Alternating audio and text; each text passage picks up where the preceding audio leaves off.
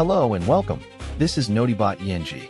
Tonight, we bring you the latest updates on the escalating Middle East tensions that threaten to drag the world into war.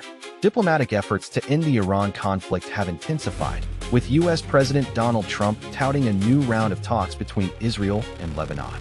But tensions remain high, with deadly overnight strikes in Ukraine and a major escalation in the Iran-U.S. standoff. We'll take you through the latest developments, from Washington to Moscow, and bring you the story you need to know. As tensions in the Middle East continue to simmer, diplomats are making a last-ditch effort to end the war in Iran. Pakistan's Prime Minister Shehbaz Sharif has arrived in Qatar as part of a regional visit aimed at discussions on the ongoing U.S.-Iran peace process. The visit is seen as an effort to promote stability in the Middle East and is part of collective efforts aimed at promoting regional peace and de-escalation. Pakistan has encouraged dialogue, facilitated message exchanges, and helped create a peaceful space for meaningful negotiations between the U.S. and Iran.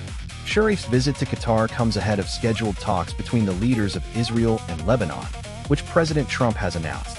However, Lebanon has not confirmed that the talks will take place, and President Joseph Aoun has emphasized the importance of a ceasefire with Israel.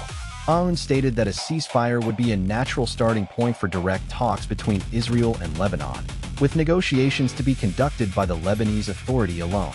The involvement of Pakistan in the U.S.-Iran peace process is significant, as the country has been recognized for its constructive diplomatic engagement in supporting de-escalation, ceasefire efforts, and a broader pursuit of stability.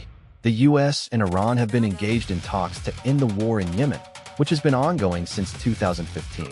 The talks have been facilitated by Saudi Arabia and the United Arab Emirates, but Pakistan's involvement is seen as an effort to promote regional peace and stability. The situation remains volatile, with ongoing tensions between Israel and Lebanon and the U.S. and Iran. The outcome of the talks between Israel and Lebanon, if they take place, will be crucial in determining the future of the region. With Pakistan's involvement, the region is expected to witness increased diplomatic efforts to promote peace and stability.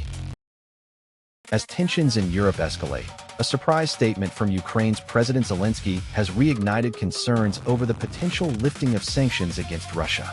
A devastating overnight attack on Ukraine has left 16 people dead and 100 wounded. Nearly 700 Russian drones and 19 ballistic missiles were fired at Ukraine, targeting mostly the capital city of Kyiv, Odessa, and Dnipro.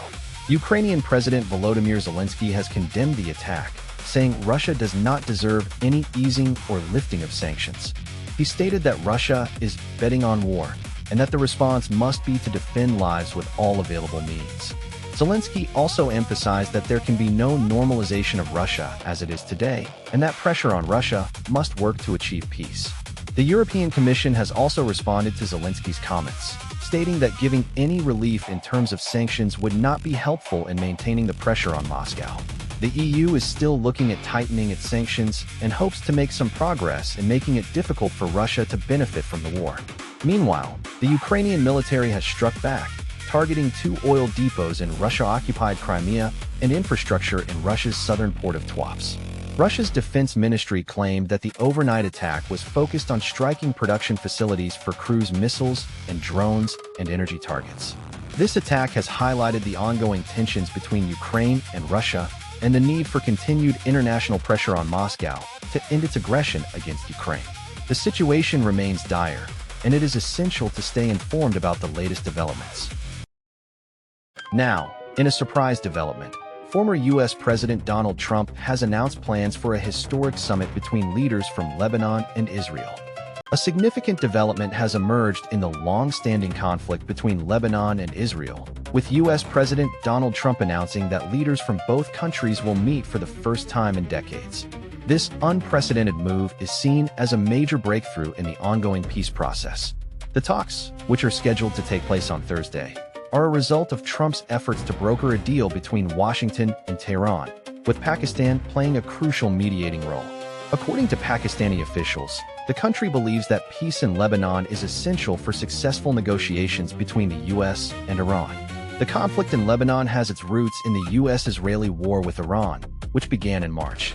The Iran-backed Hezbollah group opened fire in support of Tehran, prompting an Israeli offensive in Lebanon just 15 months after the last major conflict. The The situation escalated rapidly, with both sides suffering heavy losses. The meeting between Trump and the Lebanese and Israeli leaders is seen as a crucial step towards resolving the conflict. By bringing the parties together, Trump hopes to create a dialogue that can lead to a lasting peace. The Pakistani government's involvement in the negotiations is also significant, as it has a vested interest in preventing the conflict from spilling over into the region.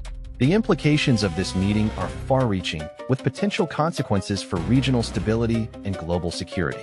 As the situation unfolds, it remains to be seen whether this historic meeting will mark a turning point in the conflict, or if it will ultimately prove to be a temporary reprieve.